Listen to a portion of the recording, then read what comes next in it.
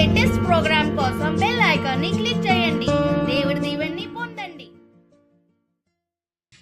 పవిత్రాత్మ తండ్రి దేవునికే మహిమ కలుగును గాక. ఆమేన్. ప్రియమైన దేవుని బిడ్డలారా, ప్రభు క్రీస్తు యొక్క మిత్రులారా, ఈరోజు బుధవారం జూన్ నెల 17వ తారీఖు. యేసయ్య ఈరోజు మనందరితో మాట్లాడుతున్నారు. పునీత మత్తయి గారు రాసిన శుభవార్త నుండి 6వ అధ్యాయము వచనములు 1 నుండి 6 వరకు మరియు 16, 17, 18. దాన విధానములు. మనుషుల కంటపడుటకై వారి ఎదుట మీ భక్తి కార్యములు చేయకుండా జాగ్రత్త పడుడు. లేని ఎడల పరలోకమందలి మీ తండ్రి నుండి మీరు ఎట్టి బహుమానమును పొందలేరు.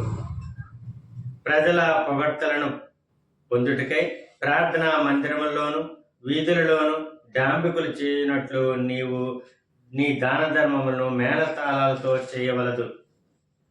వారు అందుకు తగిన ఫలమును పొంది ఉన్నారని నేను మీతో ఒక్కానించుచున్నాను. నీవు దానము చేయనప్పుడు నీ కుడి చేయి చేయునది నీ ఎడమ చేతికి తెలియకుండా ఉండునట్లు రహస్యంగా చేయము. అట్లయినా రహస్య కార్యం నెల గుర్తించి నీ తండ్రి నీకు తగిన బహుమానమును వసగును. కపట భక్తుల వలె మీరు ప్రార్థనలు చేయవలదు. ప్రార్థనా మందిరములో వీధుల మలుపుల్లో నిలబడి జనులు చూచుటకై ప్రార్థనలు చేయటం వారికి ప్రీతి. వారికి తగిన ఫలము లభించనని మీతో ఒక్కానించుచున్నాను.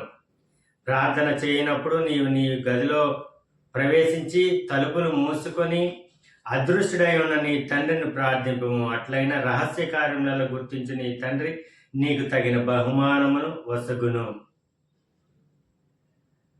మీరు ఉపవాసం చేయనప్పుడు కపట వేషధారుల వలె విచారవదనములతో ఉండకూడదు. వారు తమ ఉపవాసమును పరుల కంటపడుటకై విచారవదనములతో ఉందురు. వారికి తగిన ప్రతిఫలము లభించినని మీతో ఒక్కానించుచున్నాను. ఉపవాసం చేయనప్పుడు నీవు తలకు నూనె రాసుకొని ముఖము కడుక్కొనుము.